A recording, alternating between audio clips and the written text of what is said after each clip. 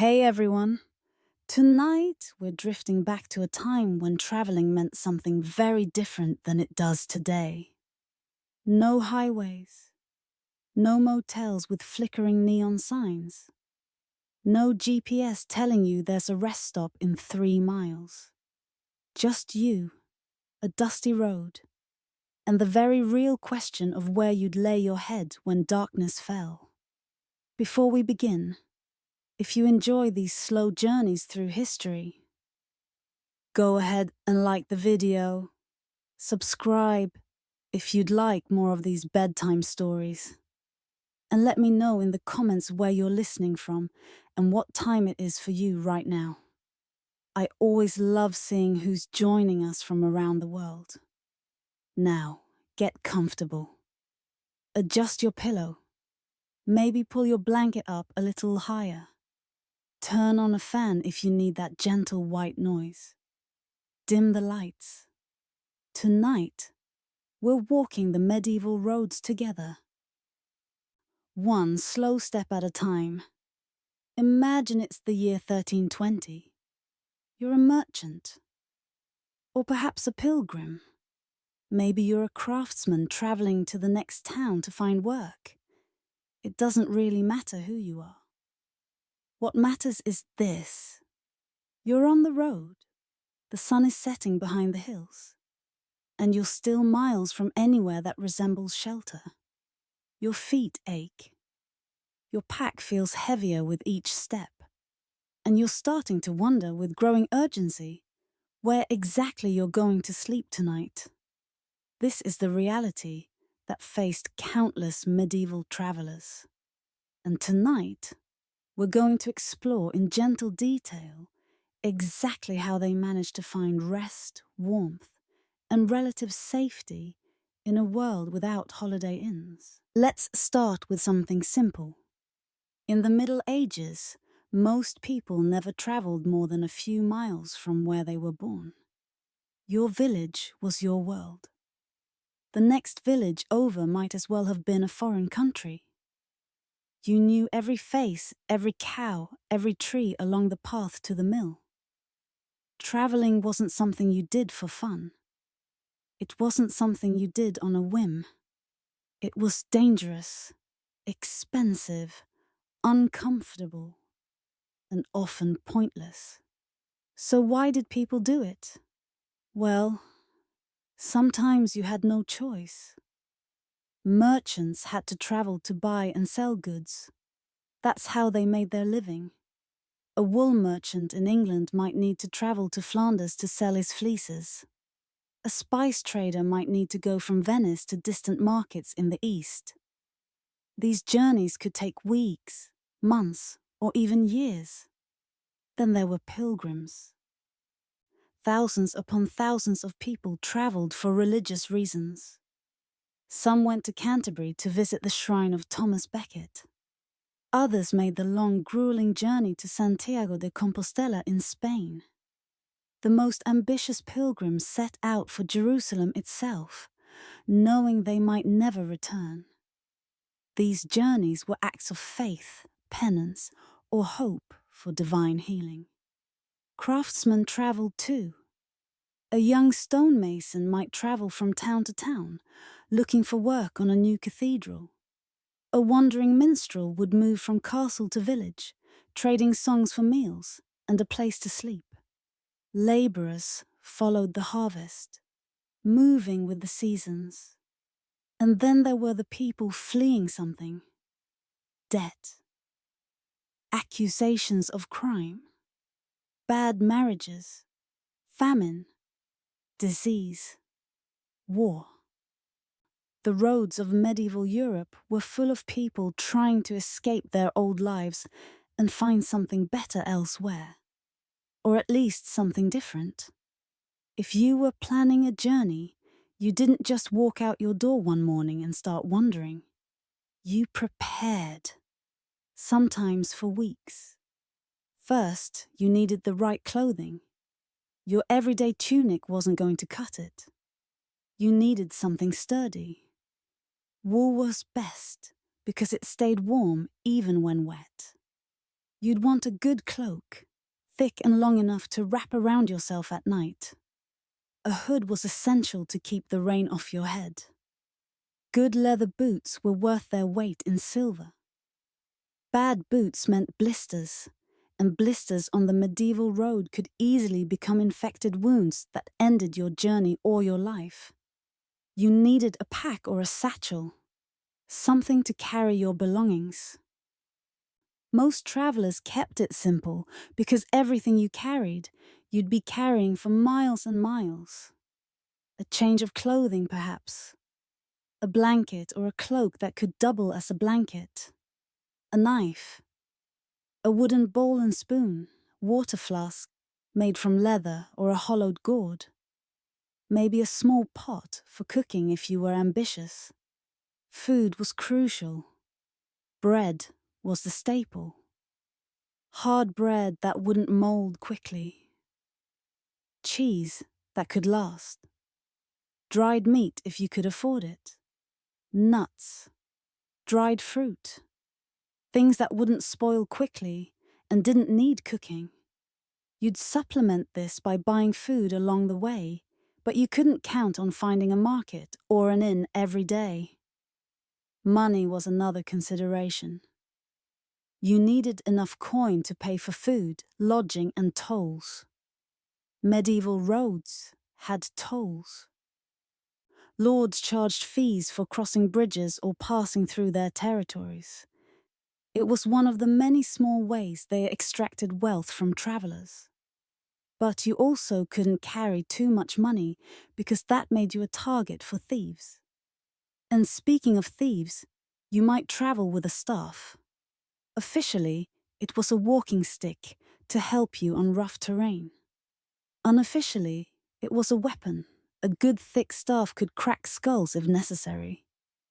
If you were lucky, you didn't travel alone. Solo travelers were vulnerable. They could be robbed, attacked, or simply lost with no one to help them, so people often traveled in groups. Merchants would band together in caravans. Pilgrims would form traveling parties. Even strangers might agree to walk together for mutual protection. You'd try to plan your route. Maybe you'd talk to someone who had made the journey before. They'd tell you which roads were safest, which towns had good inns, which forests were known for bandits. This information was valuable. It could mean the difference between arriving safely and never arriving at all. Now let's talk about the roads you'd actually be traveling on. If you're imagining smooth paved highways, adjust your expectations. Most medieval roads were simply dirt paths, worn down over centuries by the feet of travelers and the wheels of carts. When it was dry, the road was dusty. When it rained, it became a river of mud. In winter, it might freeze into ruts that twisted your ankle with every step. The Roman roads still existed in some places. These were the best roads in medieval Europe, even though they were centuries old. They had been built with layers of stone and gravel, engineered to drain water, designed to last. Many of them were still usable, though often in poor repair. If your route happened to follow an old Roman road, you counted yourself fortunate. But most roads weren't Roman. They were just paths. They wandered through forests, along riversides, over hills, through valleys. They had no signs, no markers. Sometimes the path would split, and you'd have to guess which way to go. Sometimes it would disappear entirely, and you'd have to bushwhack through underbrush until you found it again. Villages were usually built along these roads, spaced a day's walk apart if you were lucky. This wasn't accidental. It was practical.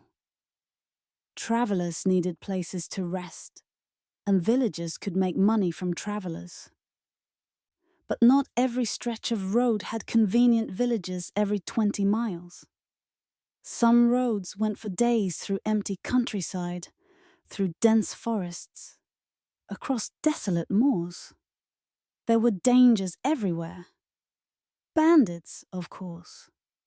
They lurked in forests, especially in places where the road narrowed or where travelers would be forced to slow down. Some bandits worked alone. Others operated in organized gangs.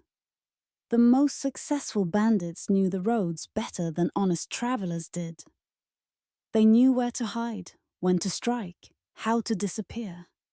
But it wasn't just bandits. There were wolves. Not as many as in earlier centuries, but they were still around, especially in winter when they were hungry and desperate. Wild boars could be aggressive if you startled them. Even domestic animals could be dangerous. A bull in a field, protective of its herd. A guard dog that didn't recognize you as friendly. And then there were the simple dangers of the road itself. Crossing rivers without bridges. In summer, you might be able to wade across. In spring, the same river could be a raging torrent that swept you away.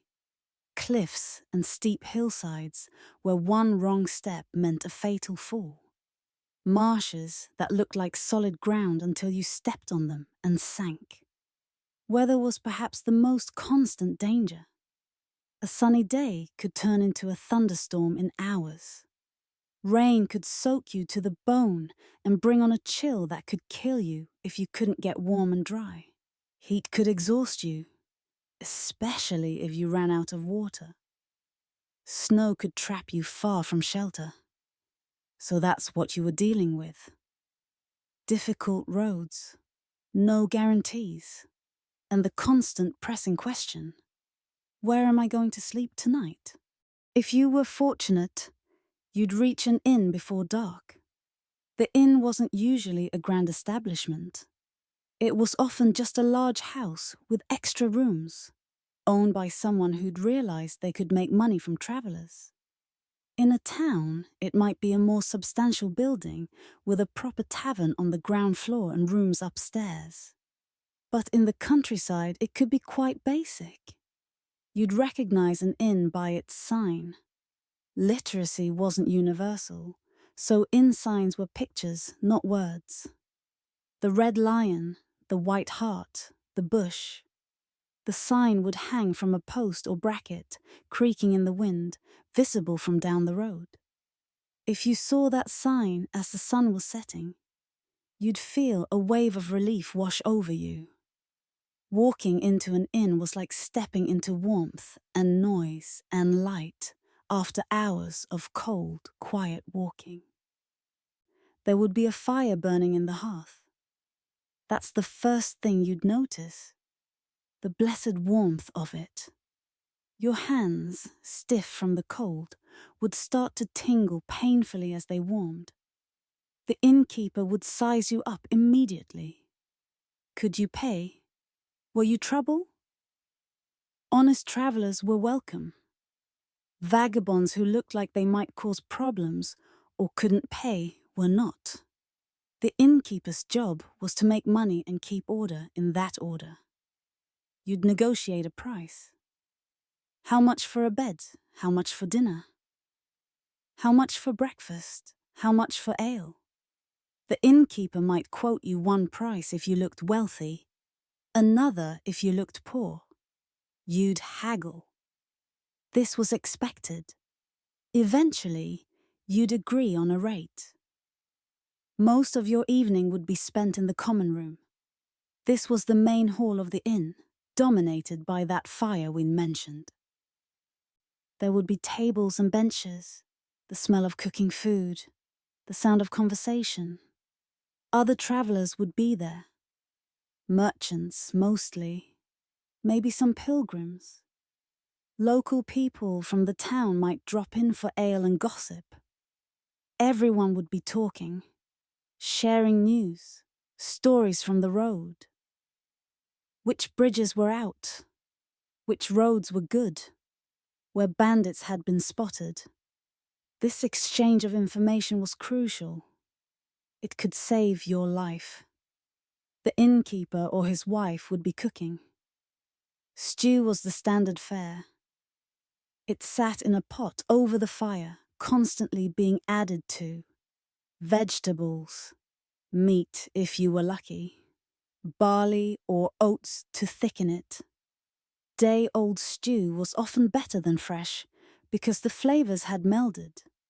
Bread would be served alongside. Dark, heavy bread made from rye or barley. Ale to drink, small beer, actually. Weak ale that was safer than water because the brewing process killed whatever was in the water that could make you sick. You'd eat slowly. There was no rush. You'd paid for this meal, and you were going to enjoy it. The warmth of the food spreading through your belly. The warmth of the fire on your face. Your wet clothes steaming as they dried. The weariness in your legs gradually easing as you sat. Conversation would flow. If you were a merchant, you'd talk about prices and goods and opportunities. If you were a pilgrim, you might discuss the shrine you were visiting or miracles you'd heard about. Everyone would complain about the roads. This was universal. Some inns had entertainment. A traveling minstrel might be there, playing a lute or a fiddle, singing songs. The songs were usually bawdy, funny, or tragic. Love songs. Drinking songs, ballads about knights and battles. The minstrel would pass a hat afterward, hoping for coins. People would gamble. Dice games were popular. Cards existed, but weren't as common. The church officially frowned on gambling, but everyone did it anyway. You'd see men hunched over tables, shaking dice in their hands, cursing or cheering as the dice tumbled. As the evening wore on, people would drink more. Voices would get louder. Laughter would be more raucous. Eventually, people would start heading to bed. You couldn't stay up too late. Candles were expensive. Most inns banked the fire and shut down for the night once most guests had retired. Now, about those beds. If you were wealthy, you might get a private room. This was rare and expensive. The room would have a bed, probably with a straw mattress and some blankets. Maybe a small table, a chamber pot for nighttime necessities. The door would have a latch you could secure from the inside. Privacy was a luxury. But most travelers didn't get private rooms. You'd be sleeping in a communal room, a large chamber with several beds, or rather, several large beds that you'd be sharing with strangers. Yes, sharing. This was normal, expected. Beds were expensive. Space was limited. The innkeeper maximized profits by putting as many people in a bed as could fit. 2, 3, sometimes 4 men to a bed. You'd sleep next to people you'd never met. You'd feel their body warmth, hear them snore, smell them. The beds themselves varied in quality. A decent inn might have actual bed frames with rope mesh to support a straw mattress. The straw would be changed periodically, though periodically might mean once a year. It would be lumpy, and you'd feel the straw poking through the thin cloth covering. But it was softer than the ground. You'd get blankets, wool, usually, scratchy, often unwashed. They'd smell of old sweat and smoke, but they were warm, and warmth was what mattered. Some inns didn't have proper beds at all. You'd sleep on the floor, on straw, or rushes scattered on the ground. The innkeeper would provide you with a blanket, and maybe a sack stuffed with more straw to use as a pillow. You'd lie down wherever there was space, often surrounded by other travelers doing the same. Before sleeping, you'd take precautions. You'd keep your pack close. Maybe use it as a pillow so no one could steal it while you slept. Your money pouch would be tied to your body under your clothes. Your knife would be within reach. Theft was a common. Trusting your fellow travelers was foolish. The room would be dark. Maybe a single candle or a small oil lamp burned somewhere, casting flickering shadows. You'd hear sounds. Snoring, certainly. Some of it quite loud. Coughing, muttering. Someone getting up to use the chamber pot. The creak of bed ropes as someone rolled over. Wind whistling through gaps in the shutters. It wouldn't be comfortable, but it was safer than sleeping outside. It was warmer. It was drier. After a day of walking, you'd be tired enough that you'd sleep despite the discomfort. Morning came early at an inn. The rooster would crow at dawn, if there was a rooster. Or the innkeeper would start banging around, making noise, getting the fire started again. Sunlight would creep through the shutters. You'd wake, stiff and sore, your back aching from the poor mattress, your neck cramped from the inadequate pillow. But you'd wake, and that's what mattered. There might be breakfast, bread, porridge, more ale. You'd eat quickly. Other travelers would be stirring, gathering their belongings, settling their accounts with the innkeeper. You'd collect your things, make sure you hadn't left anything behind, pay any remaining charges. And then, with the sun just rising over the horizon, you'd step back out onto the road. The inn would fade behind you, and you'd walk, one foot in front of the other, toward the next town, the next inn, the next bed, mile after mile after mile. Not every night would be spent at an inn. Sometimes you'd find shelter at a monastery. Monasteries dotted the medieval landscape. They were communities of monks living according to religious rules: prayer, work, study. But they also had a duty: hospitality. The rule of Saint Benedict, which governed many monasteries, explicitly commanded monks to welcome travelers, to treat every guest as if they were Christ himself. This wasn't just theory. Monasteries actually did this.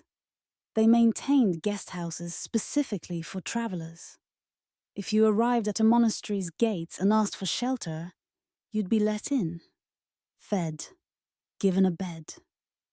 And you wouldn't be charged for it. The monks believed this was holy work, that by serving travelers, they were serving God. The poorest pilgrim received the same welcome as a wealthy merchant. In practice, of course. Wealthier guests might receive slightly better accommodations. Human nature persisted even within monastery walls. But everyone was welcomed. You'd approach the monastery in the evening. These were substantial buildings, usually surrounded by walls. There would be a gatehouse where a porter sat. You'd knock. The porter, often an elderly monk no longer able to do heavy labor, would ask your business. You'd say you were a traveler seeking shelter. The porter would let you in. He'd lead you across the monastery grounds to the guest house. This was a building separate from where the monks themselves slept. It kept the cloistered monastic life separate from the worldly concerns of travelers. The guest house would be simple but clean. This was something that set monastic hospitality apart from inns. Monks valued cleanliness as being close to godliness. The floors would be swept. The bedding would be clean. The chamber pots would be emptied regularly. There would be beds. Real beds, usually. Simple wooden frames with straw mattresses, but well maintained. You'd still likely be sharing with other travelers because space was limited, but there would be fewer to a bed than at most inns.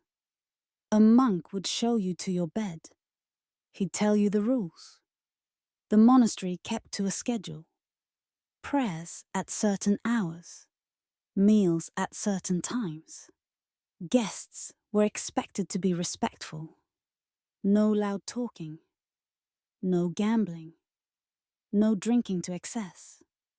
The monks would provide ale with meals, but drunkenness was frowned upon. You'd wash. Monasteries usually had good water supplies. Wells, or nearby streams, diverted into the grounds. You'd clean the road dust off your face and hands. This small luxury, clean water, was something you'd be grateful for. Then there would be a meal. You'd eat in the guest house, not with the monks. They ate in their own refectory, in silence, while one of them read aloud from religious texts. But the food served to guests came from the same kitchen. Monastic meals were plain but sufficient. Bread, pottage, which is a thick soup or stew made from whatever vegetables were available. Beans, peas, onions, cabbage, sometimes fish, especially on Fridays and during Lent when meat was forbidden. Cheese, ale.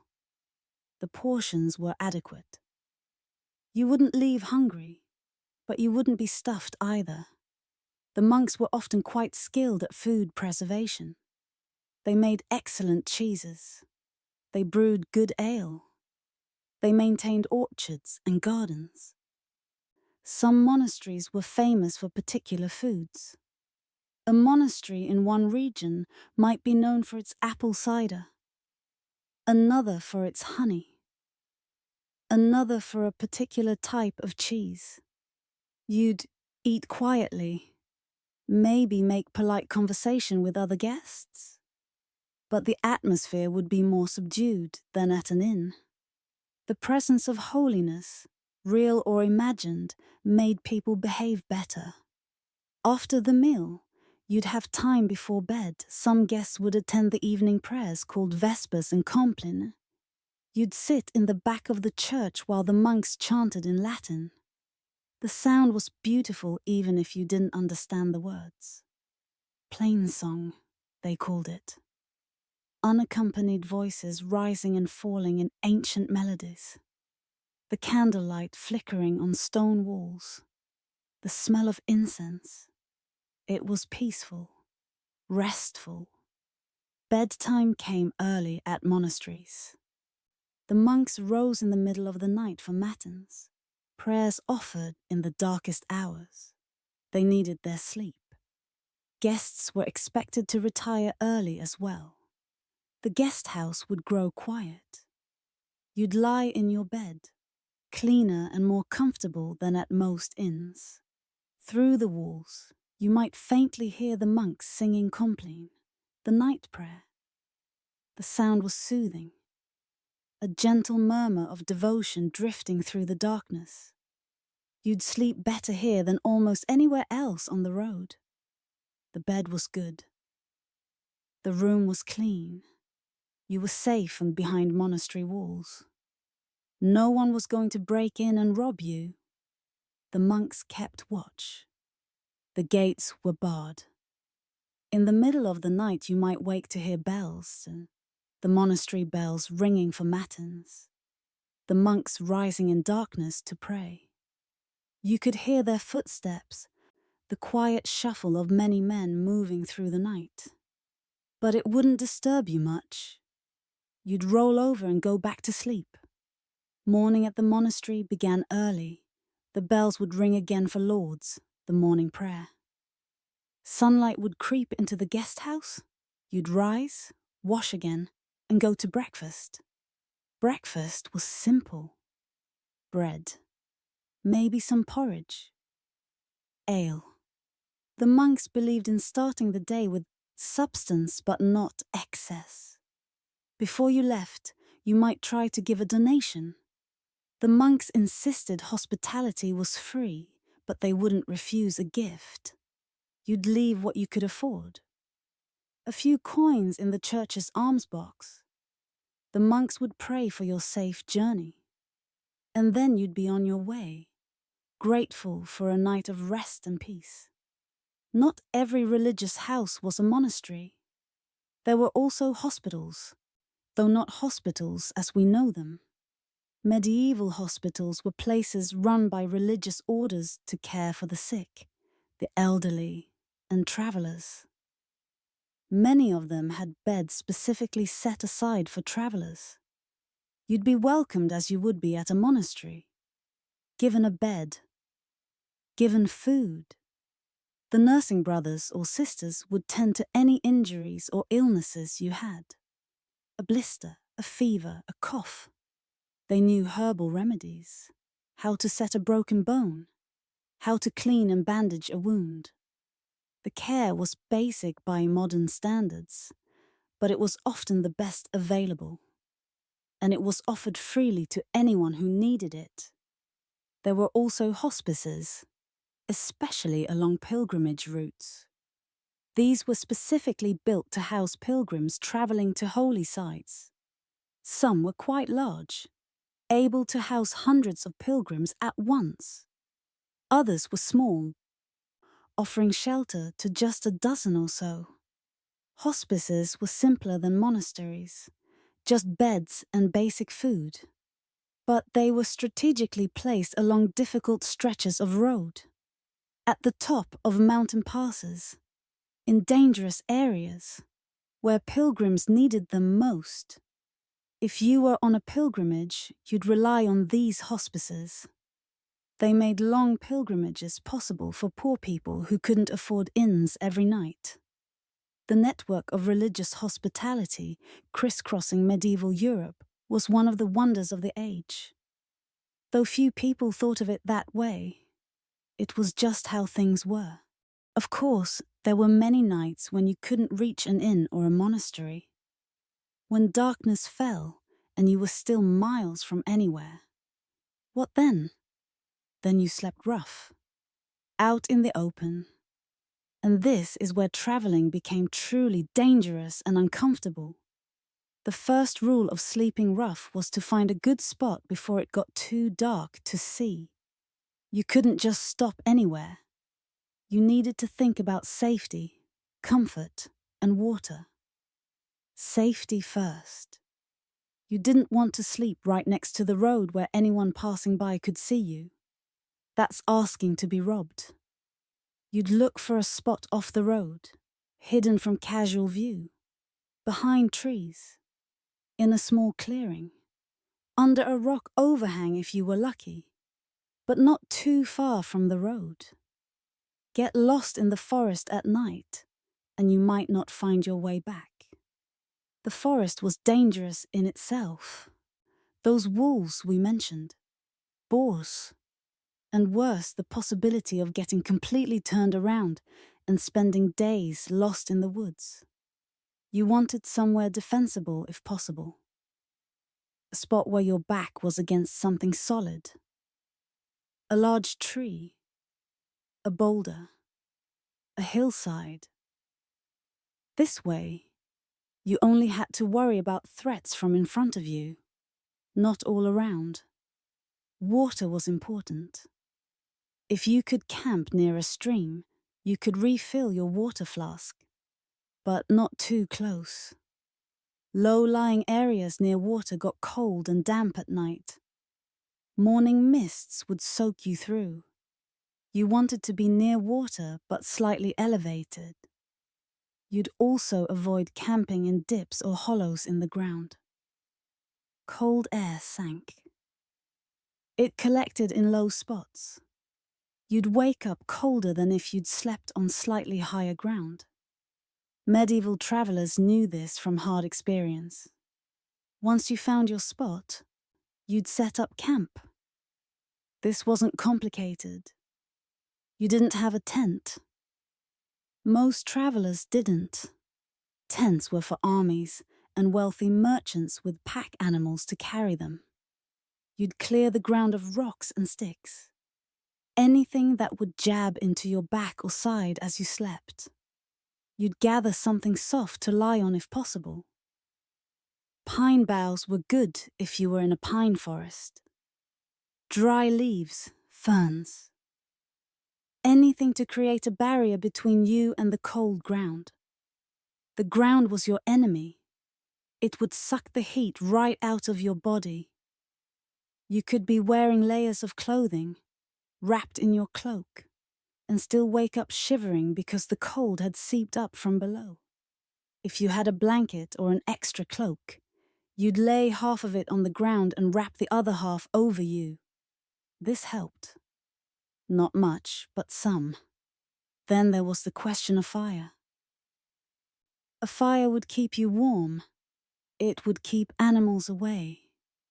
It would give you light and the psychological comfort of seeing the darkness pushed back.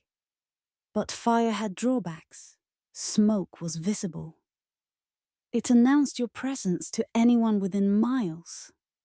Bandits, wolves, other travelers who might not be friendly. If you lit a fire, you were advertising exactly where you were. So you had to decide. Was the cold bad enough to risk a fire? Were you in an area where bandits were a real threat? How isolated were you? If you decided to risk it, you'd gather wood. Dry wood that wouldn't smoke too much. You'd build your fire small, just enough to warm your hands and maybe cook something. Not a blazing bonfire that could be seen from the next county.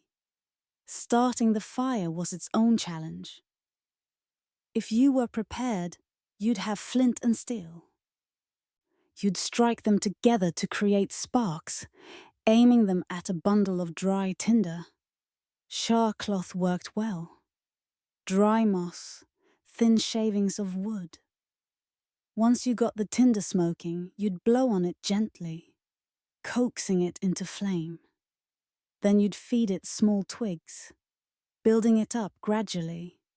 If you didn't have flint and steel, you were in trouble. You could try to borrow fire from another traveler if you passed someone on the road. Some people carried smouldering punkwood wrapped in leaves, which could stay alive for hours. But if you had no way to start a fire and no one to borrow from, you'd be spending a cold night. Once you'd done all you could to prepare, you'd settle down to wait out the night.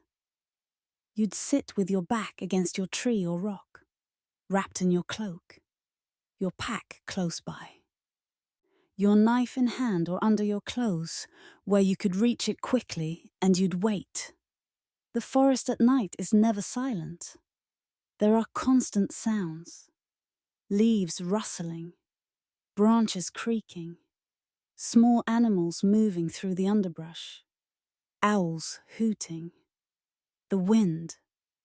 Every sound made you wonder, what was that?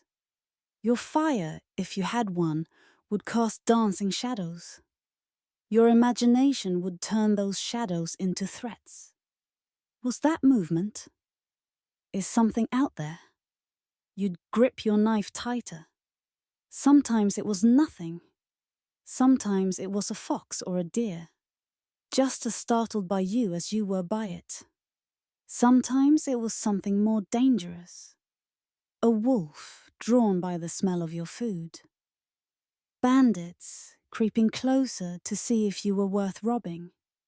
This is why people traveled in groups. If there were 3 or 4 of you, you could take turns staying awake. One person on watch while the others slept. You'd switch every few hours. This way, everyone got some sleep, and there was always someone alert. But if you were alone, you had to stay awake as long as you could. Sleep was dangerous. Sleep made you vulnerable. You'd fight to keep your eyes open, jerking awake every time you started to nod off. Eventually, exhaustion would win. You'd sleep, fitfully, waking at every sound, drifting off, waking again. Never deep sleep, never real rest. The cold would seep into you, no matter how well you were dressed. No matter how tightly you wrapped your cloak, the cold would find a way in. Your feet would go numb, your hands. You'd curl into a ball, trying to conserve warmth. If it rained, you'd be miserable. Your clothes would get wet. Your cloak, meant to keep you warm, would become heavy and sodden. You'd shiver uncontrollably. Hypothermia was a real danger. People died from exposure on the medieval roads. Went to sleep cold and wet and simply didn't wake up. If it didn't rain, if the night was merely cold and dark and uncomfortable, you'd still count the hours until dawn, watching the sky for the first hint of light. That pale glow in the east that meant you'd survived another night. Dawn would come. Slowly, the birds would start singing. The darkness would fade to grey, then to dim light. You'd be stiff, every joint aching. Your muscles cramped from the cold and from sleeping on the hard ground. You'd struggle to your feet, moving slowly until your body warmed up and loosened. If you'd had a fire, you'd try to revive it. Blow on the coals, add kindling, get it burning again. You'd warm your hands over it. Maybe heat some water if you had any. The warmth would be glorious after the long cold night. You'd eat something. Cold bread, cheese. You'd drink from your flask, water or ale. You'd check your belongings to make sure nothing had been stolen or lost. Then you'd kick dirt over your fire, scattering the ashes. You'd gather your things, and you'd start walking, because the only way forward was forward. The road continued. The next town was out there somewhere. Maybe today you'd reach an inn. Maybe tonight you'd sleep in a real bed. But for now, you'd walk, one foot in front of the other.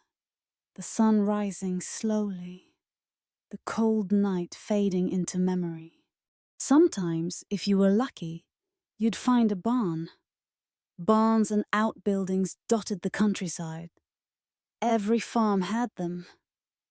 Storage for grain, shelter for animals, places to keep tools and hay. And sometimes, if you ask nicely, a place for a weary traveller to spend the night. You'd approach the farmhouse around dusk, knock on the door. The farmer would answer, suspicious. You'd explain that you were a traveller. That night was falling, and could you perhaps sleep in his barn? You'd offer to pay a small amount, a few pennies. The farmer would look you over. Were you dangerous? Did you look honest? Could he trust you not to steal anything or set fire to his hay? If he decided you were acceptable, he'd agree. He'd show you to the barn, tell you where you could and couldn't go, make it clear that any theft would be dealt with harshly. Medieval justice for theft could be severe. Hanging was not uncommon. Everyone understood the stakes. The barn would smell of animals and hay and manure. It was a working building, not a guest house. But it was shelter. It was warm, relatively. The animals, cows, pigs, chickens, generated heat. The barn held that heat. You'd climb up into the hayloft if there was one. Hay made for much better bedding than bare ground. It was soft. It was dry. It was surprisingly warm. You'd burrow into it, making a nest for yourself. The hay would prickle and itch, and you'd probably spend the next day picking bits of it out of your clothes. But you'd be comfortable enough to actually sleep. Sleeping in a barn meant sleeping near animals.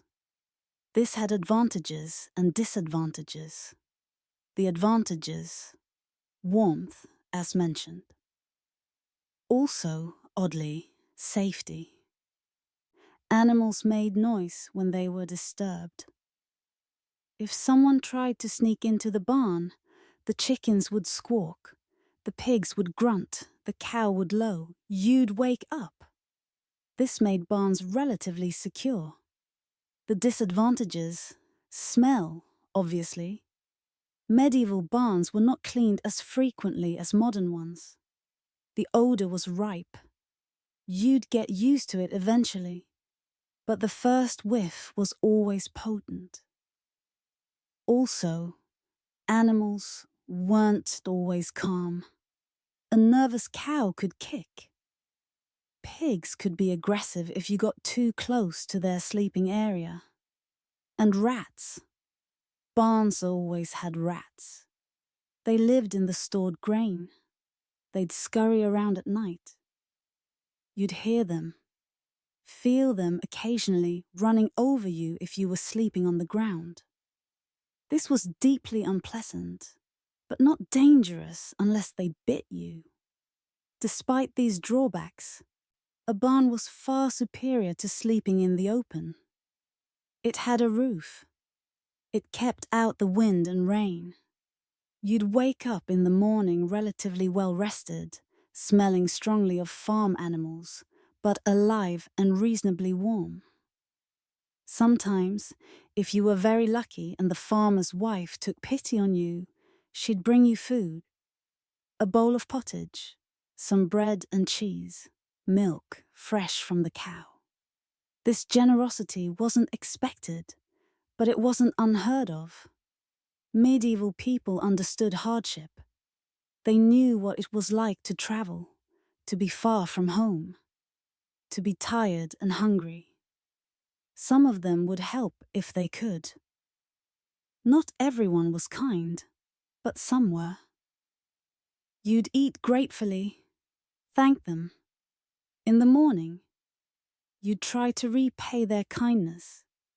Maybe you'd help with some chores, carry water, chop wood, something to show you weren't just taking their hospitality for granted. Then you'd be on your way, back to the road, the farm falling behind you, the barn just another place where you'd managed to survive another night. Let's talk about what all this traveling did to a person's mind. Day after day of walking, week after week, month after month for some journeys. The monotony of it, the constant physical discomfort, the uncertainty of where you'd sleep each night, the knowledge that you were far from home, far from anyone who knew you, far from help if something went wrong. It was exhausting, and not just physically. It wore on your spirit. You'd walk for hours, lost in your own thoughts, thinking about Tomedon, about the people you'd left behind, wondering if you'd made the right decision to undertake this journey, questioning whether you'd ever make it to your destination, or if you'd die on the road like so many others had. The road was lined with graves, small cairns of stones, wooden crosses, places where travelers had died and been buried by strangers. You'd pass these markers and wonder, will that be me? Will I end up as just another anonymous grave beside a road I've never traveled before? If you traveled alone, loneliness was a constant companion. more present than any human company. You could go for days seeing almost no one, just you and the road and the empty countryside. The silence was profound.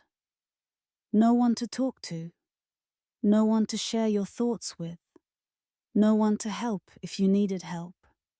Even when you reached an inn or a town, you were among strangers.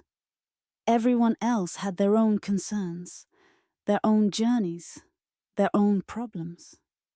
You might exchange pleasantries, but there was no real connection. No one who cared whether you lived or died. This is why pilgrims often traveled in groups, why merchants formed caravans. The company of others made the journey bearable.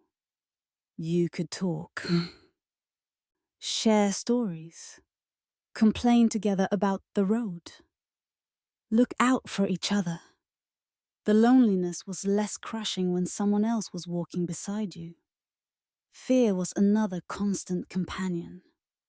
Not panic, not terror, but a low-level, ever-present anxiety. Every forest you entered could hide bandits.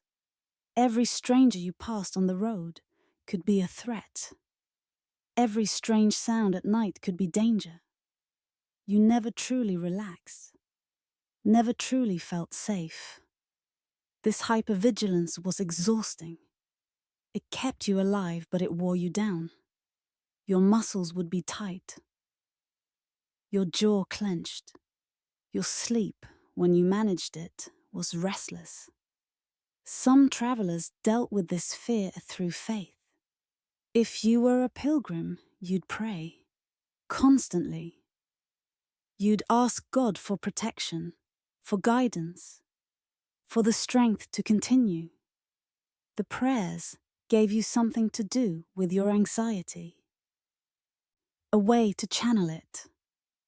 Whether God listened or not, the act of praying made you feel less helpless. Others dealt with fear through resignation. Whatever will be, will be. If bandits attack, you'll fight or die. If wolves come, you'll try to drive them off. If you freeze to death in your sleep, well, everyone dies eventually.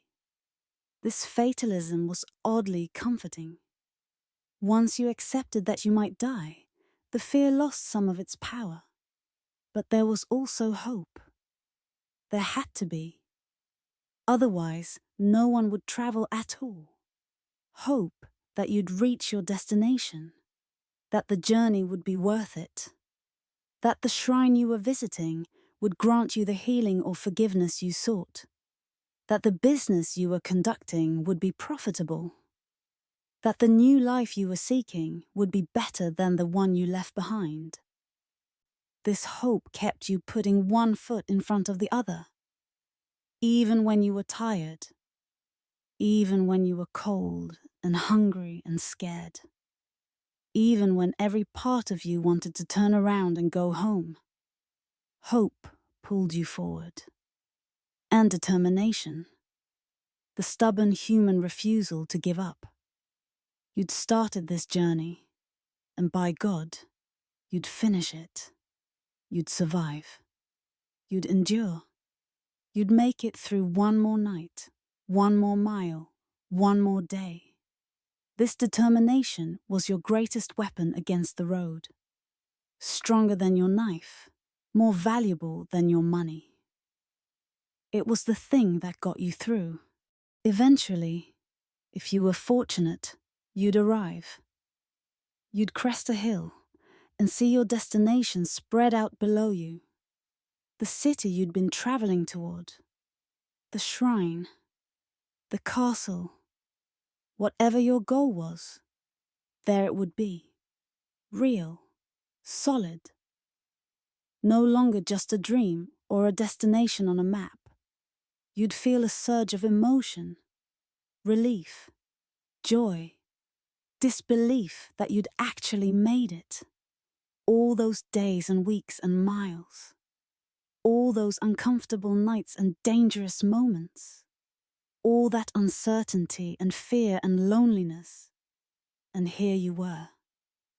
You'd survived. You'd done it.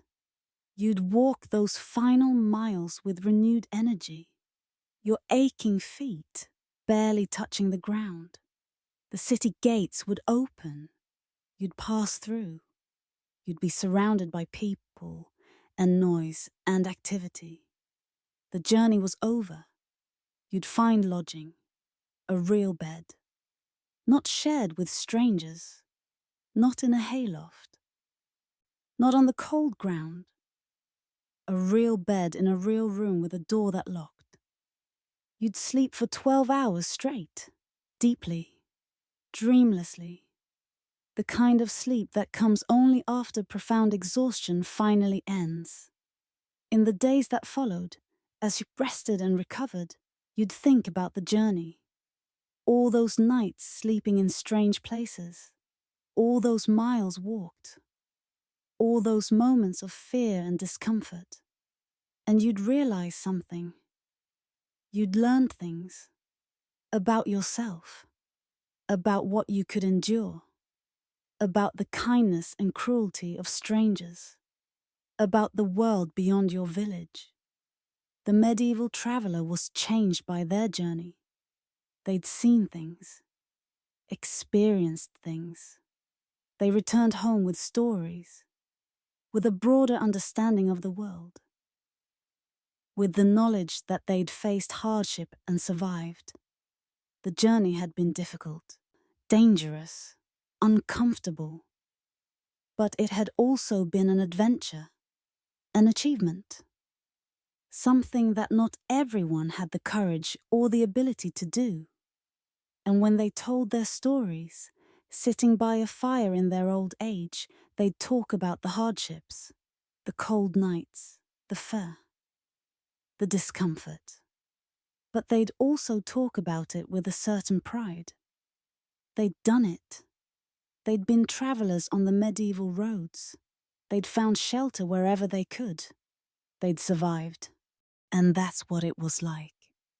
To travel in medieval times. To walk for days or weeks, never quite knowing where you'd sleep each night. To rely on the hospitality of innkeepers and monks. To sleep in barns and under trees. To endure cold and fear and loneliness. To keep walking anyway. It's hard to imagine now in our world of hotels and highways and GPS. But for centuries, this was simply what traveling meant. Hardship, uncertainty, and the stubborn human determination to keep moving forward despite everything. I hope this journey through medieval travel has helped you relax, that the slow pace of the story has eased your thoughts, that you're feeling drowsy now, ready for sleep in your comfortable, warm, safe bed. Sweet dreams, everyone, and sleep well, knowing that your journey tonight requires nothing more than closing your eyes. Until next time.